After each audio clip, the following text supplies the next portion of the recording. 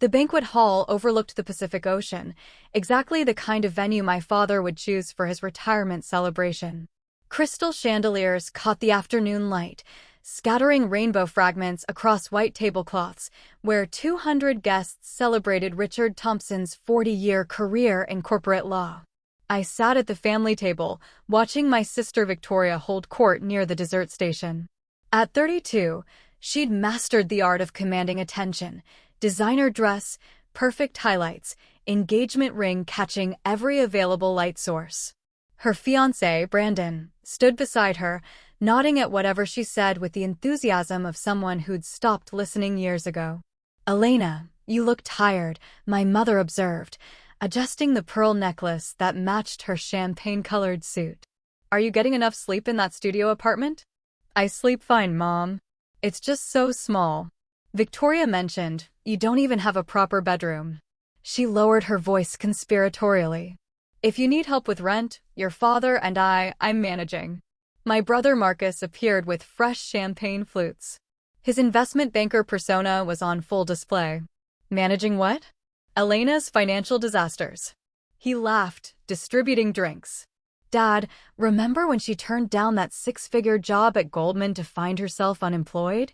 Victoria called from across the room, earning scattered laughter from nearby relatives.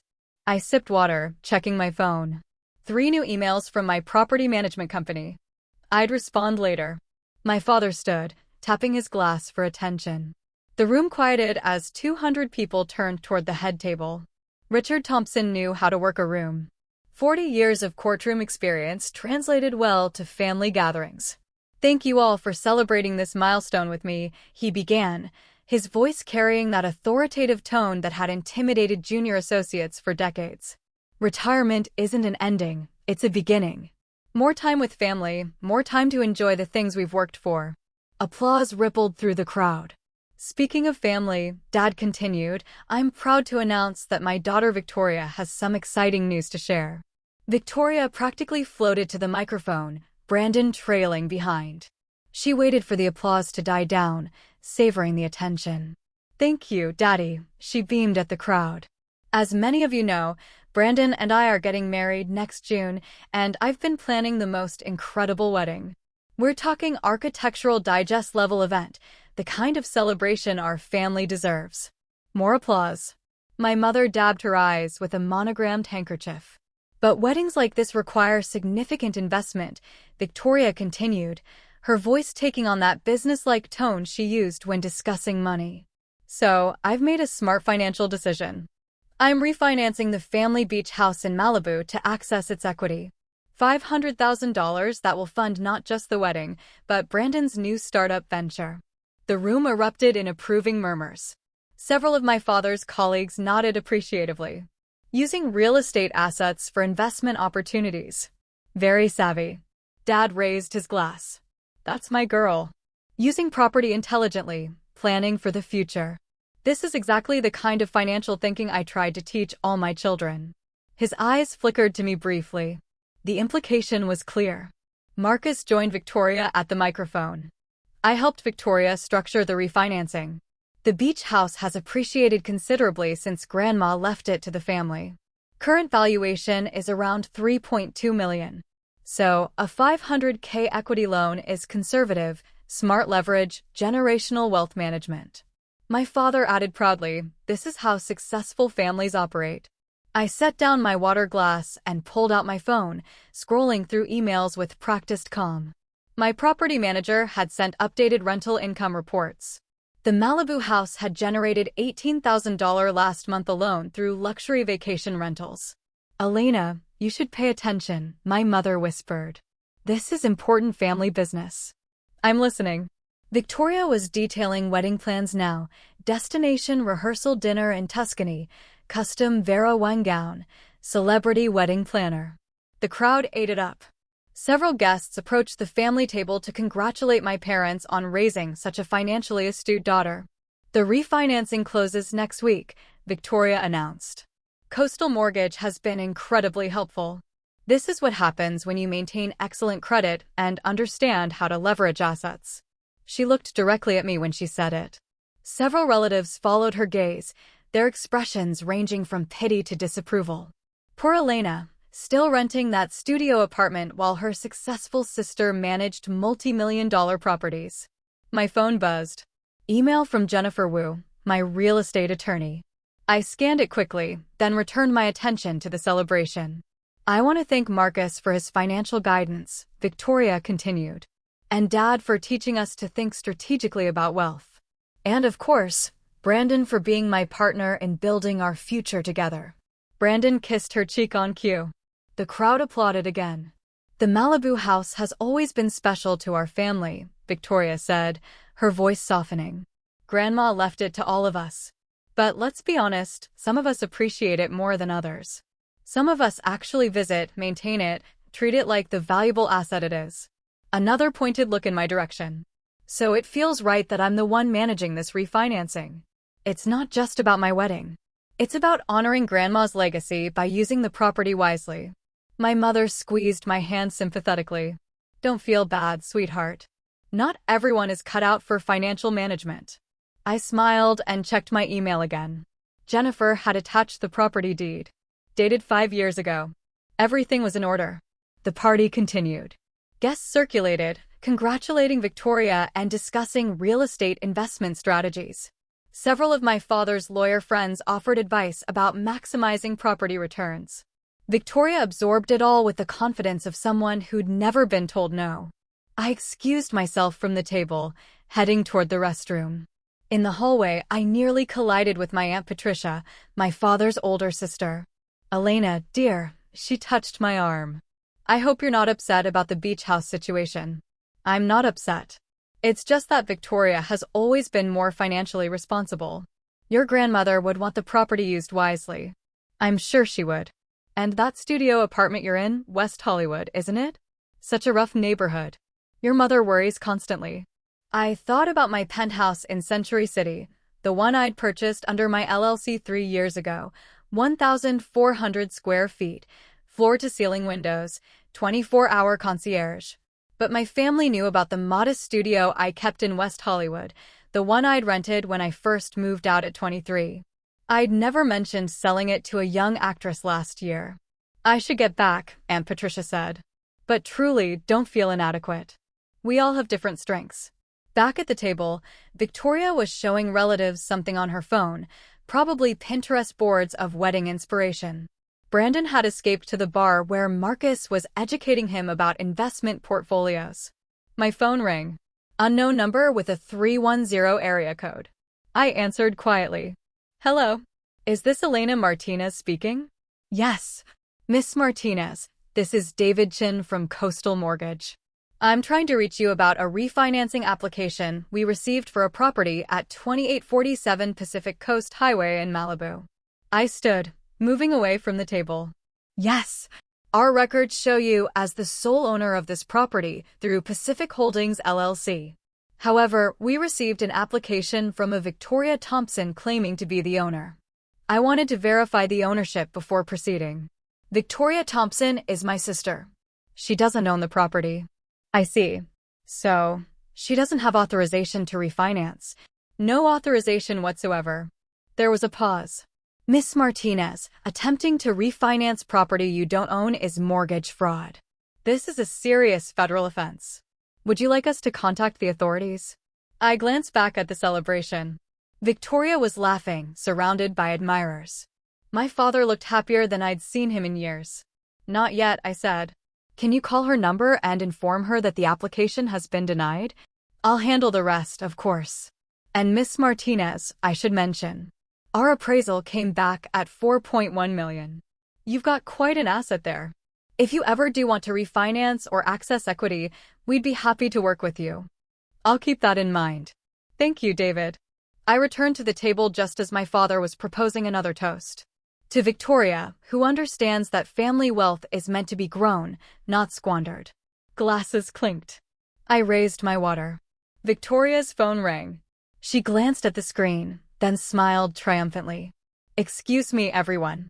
This is Coastal Mortgage, probably confirming everything's ready to close next week. She answered on speakerphone, holding it up so nearby guests could hear. This is Victoria Thompson. Miss Thompson, this is David Chin from Coastal Mortgage. I'm calling about your refinancing application for 2847 Pacific Coast Highway. Yes. Is everything approved?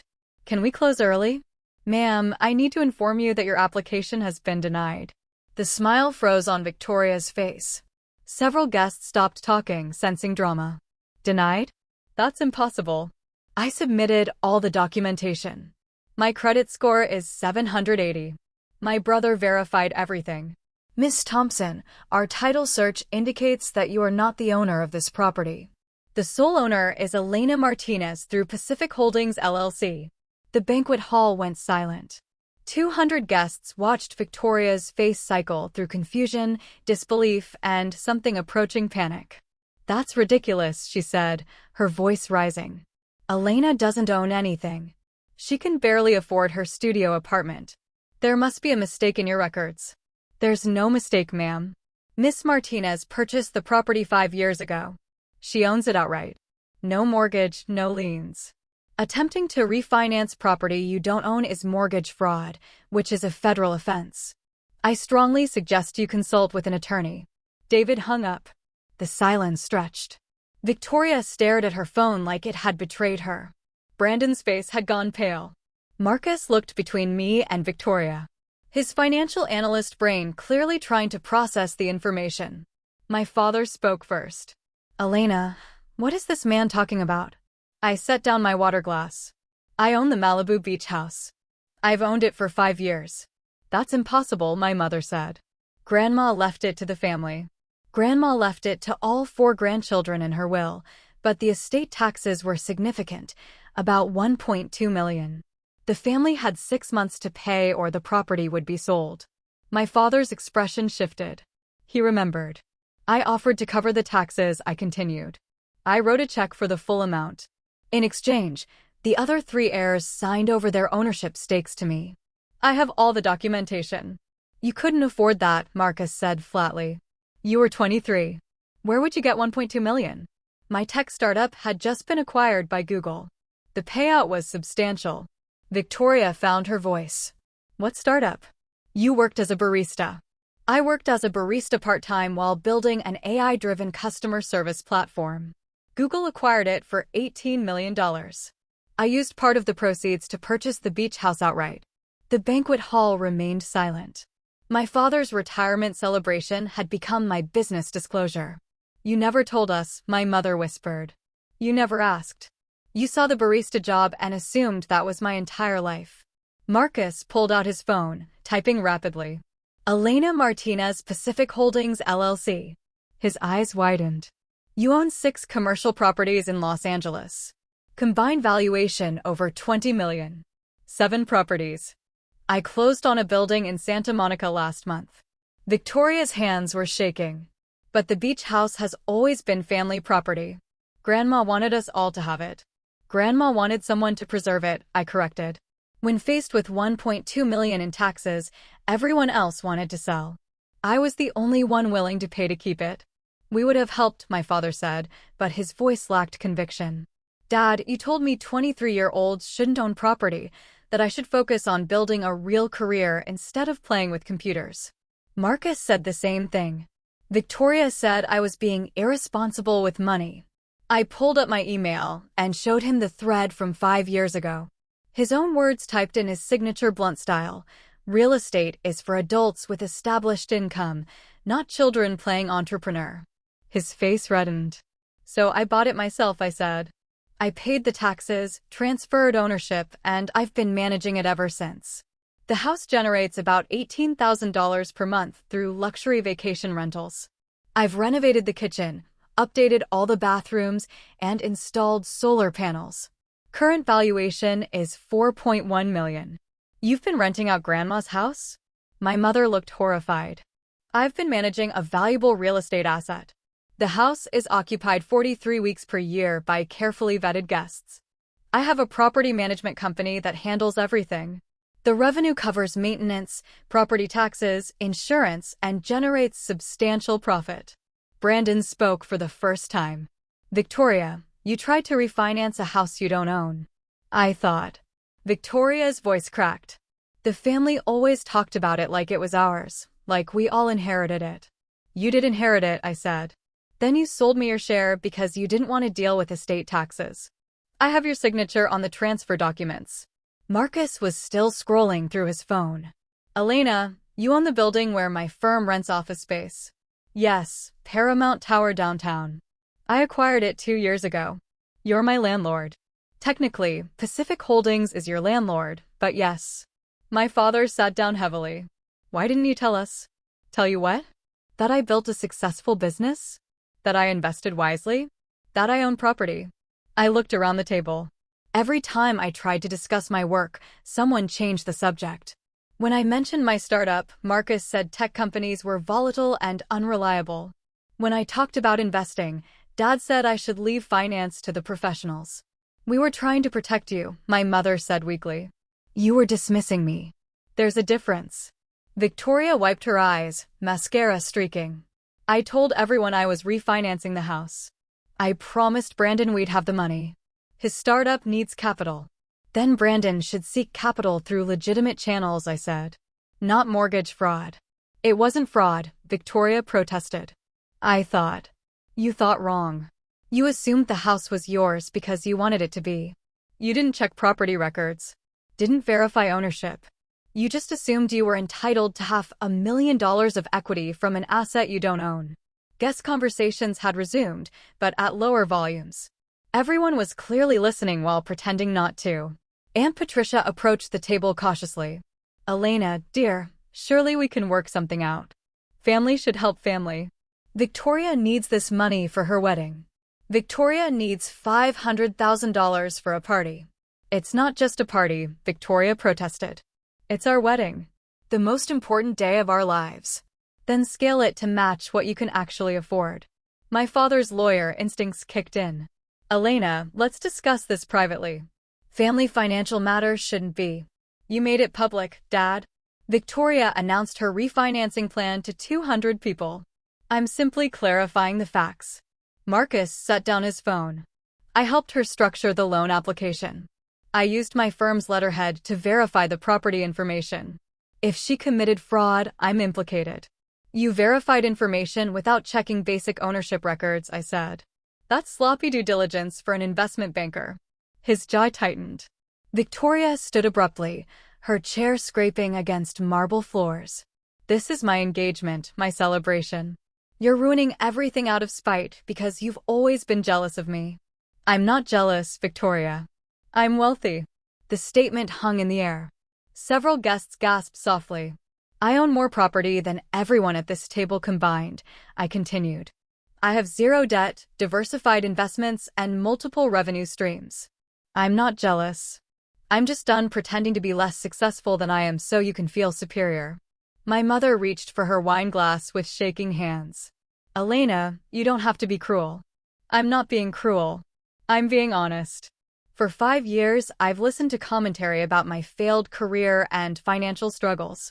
I've endured lectures about responsibility from people who can't be bothered to verify property ownership before attempting mortgage fraud. We didn't know it was fraud, Brandon said quietly. Ignorance isn't a legal defense. Victoria grabbed her purse. I can't be here. This is humiliating. Then you understand how I felt at every family gathering for 5 years. She fled toward the exit, Brandon following. Several guests watched them go, then turned back to our table with undisguised curiosity. My father stood.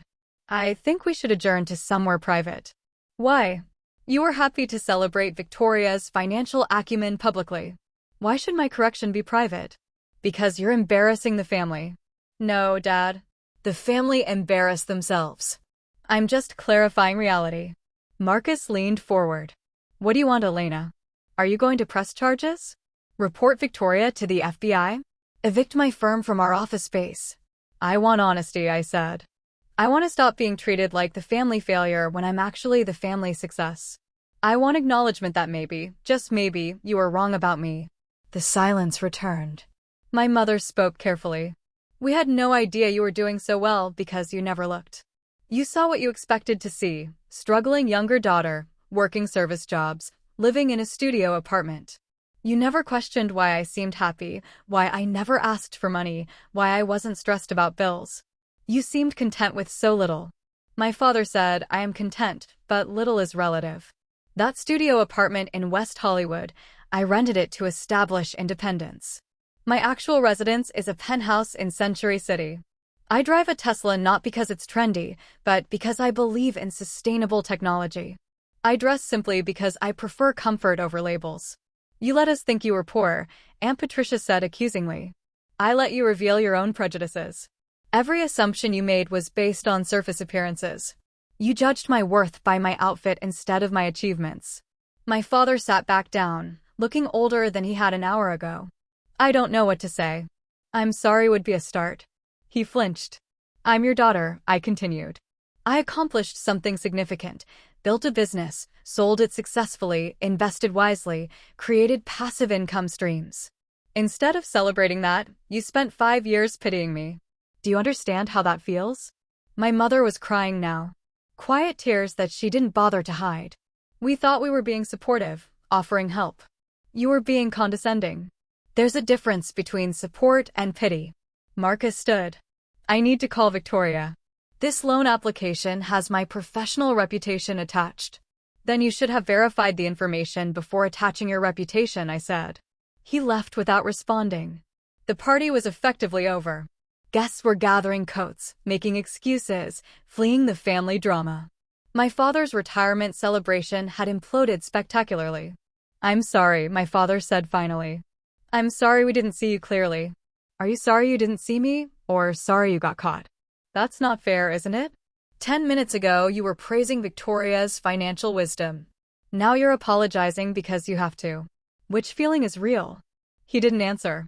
I gathered my belongings. The Malibu house will remain rental property. The income funds my investment portfolio and various charitable trusts. If you want to visit, I can block out a week for family use. That seems modern. But the days of treating it like communal property are over. Elena, wait. My mother touched my arm. Please don't leave like this. How should I leave? Should I pretend everything's fine? Should I accept another 5 years of condescension? We can do better, she said. We will do better. I hope so, Mom. I really do. I walked toward the exit, passing clusters of guests who fell silent as I approached. Let them gossip. Let them wonder. The truth was out now. No more hiding behind assumptions. Outside, the valet brought my Tesla. As I waited, Marcus caught up with me. Victoria's devastated, he said. She genuinely thought the house was family property. Ignorance and assumption aren't the same as genuine belief. She's our sister, and she tried to steal $500,000 from me. Family doesn't excuse fraud. Are you pressing charges? I considered. Not if she acknowledges what happened and gets legitimate financial counseling. That wedding budget is clearly beyond her means. She won't like that, Marcus. I don't care what she likes. She committed mortgage fraud. She's lucky I'm offering any alternative to prosecution. He nodded slowly. For what it's worth, I'm impressed. The portfolio you've built, it's significant. Thank you. I mean it. If you ever want to discuss investment strategies. Marcus, I have my own financial advisors. I don't need help from someone who couldn't be bothered to verify basic property ownership. He winced. That's fair. The valet opened my car door. I slid into the driver's seat, adjusting mirrors. Elena, Marcus said, why did you really keep it secret? It wasn't just about our reactions. I looked at him carefully.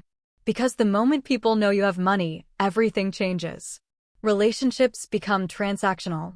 Suddenly, everyone needs a loan, an investment, a favor. I wanted to know who valued me versus who valued my bank account. And now you know. Now I know. I drove home through late afternoon traffic, processing the afternoon's events. My phone buzzed repeatedly. Texts from relatives, missed calls from Victoria, an email from my father's assistant asking to schedule a family meeting. I ignored all of it. At my Century City penthouse, I poured a glass of wine and stood at the floor-to-ceiling windows, watching the sun set over Los Angeles. The city sprawled below, millions of lights beginning to sparkle as darkness fell. My phone rang again. This time I answered. Miss Martinez, this is Jennifer Wu. I heard about the situation at your father's party. News travels fast. Your sister's mortgage broker called me directly. He wanted to verify that pressing charges was your intention. It's not. I want her to acknowledge the fraud, get financial counseling, and scale her wedding to reality. That's generous considering the circumstances. She's still my sister. I don't want to destroy her life. I just want honesty. I'll draft the terms. Shall I include a requirement that she publicly acknowledge your ownership of the property? I thought about Victoria's humiliation. Her mascara-streaked face, the shattered dreams of a $500,000 wedding. No, I said finally. Private acknowledgement is enough. Let her save face publicly. You're kinder than I would be. I'm not kind, Jennifer. I'm strategic. A public apology creates resentment. Private acknowledgement creates understanding. I want family relationships, not revenge. Understood. I'll have documents ready by Monday. After she hung up, I opened my laptop and reviewed my property portfolio. 7 buildings, combined value approaching $30 million. Monthly rental income averaging $140,000. Investment accounts, stocks, bonds, cryptocurrency holdings. At 28, I'd achieved financial independence that most people spent lifetimes pursuing. And I'd done it while my family pitted me. The irony wasn't lost on me. My phone buzzed. A text from my mother, "Please come to dinner tomorrow. We need to talk as a family." I responded, "I'll come if everyone agrees to honest conversation. No more assumptions. No more dismissals." Her response came quickly, agreed. 6 p.m. our house. I set the phone down and returned to the windows. Tomorrow would bring more difficult conversations, more revelations, more adjustments to family dynamics that had calcified over years. But tonight, I allowed myself to feel something I'd suppressed for 5 years: vindication. The family failure had become the family success. The pitted daughter owned more property than her parents. The barista had built an empire while everyone else built assumptions. And tomorrow at Sunday dinner, we'd begin the complicated process of rebuilding relationships on foundations of truth instead of presumption. My phone buzzed one final time. A text from Victoria, "I'm sorry. Can we talk?" I stared at the message for a long moment, then typed, "Tomorrow at Mom and Dad's, we'll all talk." Her response, "Thank you." I set the phone to silent and raised my wine glass to the Los Angeles skyline, toasting the city that had given me opportunity, the family that had underestimated me, and the future that was finally honestly mine. The beach house would remain rental property, generating income and building wealth. My parents would adjust to the reality of their successful daughter. Victoria would learn that entitlement and ownership weren't synonymous. And I would continue building my empire, one property at a time, no longer hiding my success to spare others' feelings. The retirement party had ended in chaos, but my real life was just beginning.